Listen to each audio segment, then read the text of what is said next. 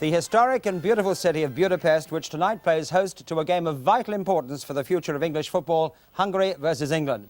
It's a match that England must win to give themselves a real chance of qualifying for the World Cup finals in Spain.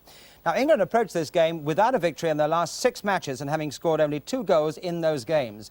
And so it's going to be a real test of their character and their resilience, particularly when you consider the passion and the fanaticism this game has created in Hungary.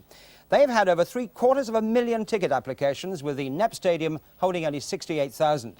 And with only 12 minutes to go, the atmosphere in that stadium must be absolutely at fever pitch. Let's get an early taste of the mood and feeling in the stadium, and the latest news now from Brian Moore. Well, it's a night when English football, both on and off the field, comes under the closest scrutiny. The good news is that so far there seems to have been no troubles from the travelling fans. However, there are few of them here, and they got a hostile whistling reception when they arrived. There's a relaxed defiance about the team itself, and since you read the team in your morning newspaper, Ron Greenwood has now named his substitutes: Corrigan, Osman, Wilkins, Francis and With. No Barnes, no Hoddle, no Sanson. It's been a sweltering day here, well into the 80s, but cooler now as the clocks here reach towards 8 o'clock. Well, the teams are due out here at the NEP Stadium in a few minutes' time. In the meantime, let's go back to Dickie Davis.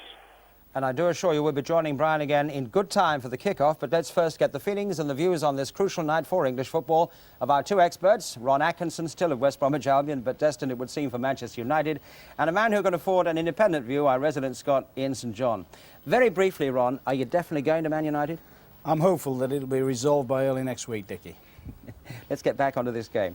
Is it the team that you would have selected with the players that were available? No, not for me. I'm disappointed that people like Hoddle aren't playing. I'm disappointed that Sansom's not playing. But I don't personally think he's the best left back in the country, but I think that by virtue of the fact he's played the last 3 or 4 games for England suggests that he should have been in for this game.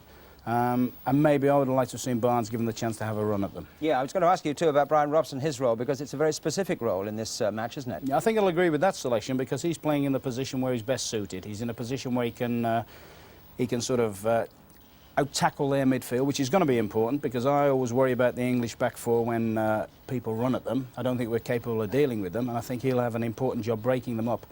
And he's also got a position where he's always played for me, where he can attack from, where he can bring people into play. And as I said at the start, that is his best position, and I think he'll do a good job for us there.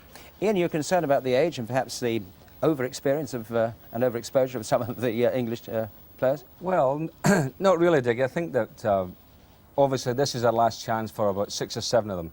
And it's amazing that on this one game rests the future of the World Cup hopes. If they don't win this one, then they won't see another World Cup. So it's all there on the night for them. And he's picked an experienced team, and I think he's quite right to do that, because I think it's one of those games that you've got to rely on experience. Now, they've got to do it tonight, and they know that. And there's been a lot of criticism from the players and from Ron Greenwood that the media are giving them a lot of stick. But there's nobody wants England to get there more than we do, certainly in television, as you know. I mean, if there's a World Cup without England, then you know, it won't be as exciting if England are there, Scotland, Wales and whatever. So for them to give us stick, saying that we don't want England to get there, and we're criticising them, being overcritical, I think that is wrong. We want them to win this one. But on the night, I think he's picked the most experienced team to do it. Ron, do you think we have an inflated view of the quality of this Hungarian side? We're saying all kinds of brilliant things about this side, but it's not a young side. No, they're a little bit of unknown quality, aren't they? We don't know too much about them. What we do know is, generally speaking, when anybody plays in Budapest, they've got it all on to get a result. I think we're more concerned with the quality about our side, Dickie.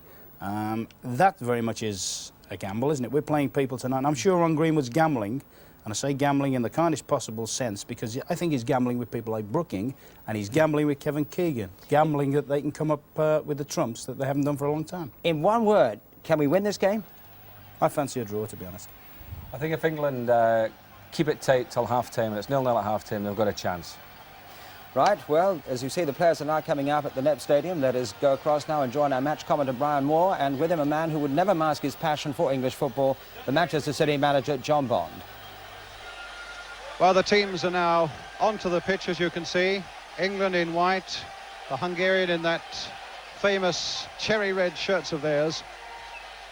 A night when England need that experience, need defiance, need their skill in a stadium where they have been received in the most hostile fashion so far as the whistling of the Hungarian crowd is concerned, the cheering for their own team. It's the sort of atmosphere that would on this night make them feel a long way from home. But I can tell you that their mood is one of great defiance. As you were just saying, they realise that this for some of them could be their last chance of making the World Cup finals, and they're determined to take it. But first, the national anthems.